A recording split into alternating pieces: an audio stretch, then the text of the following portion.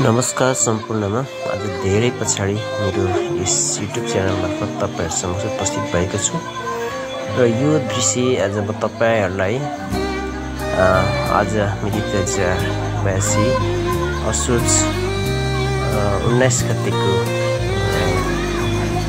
दिन जुन एउटा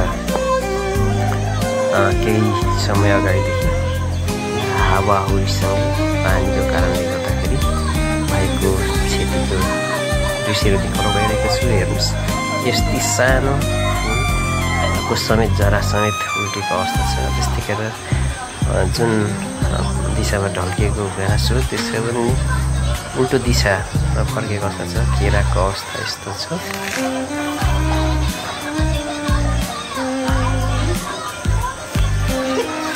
केरा बर्बाद पारेको अवस्था छ। हेर्नुहोस्,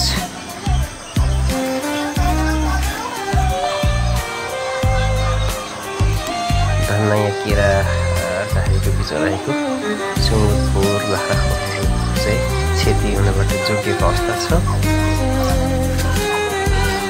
यस्तो बिजोग अवस्था छ। त्यस्तै गरेर सिसोको बोटको अवस्था यस्तो रहेको छ। ज्वरै उठेको छ।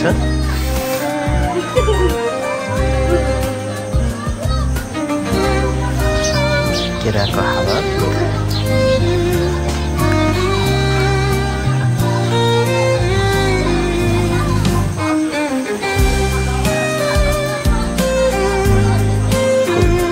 सात रुपियाँको फुल यसबाट डल्लै फुल्ने तयारी गरिएको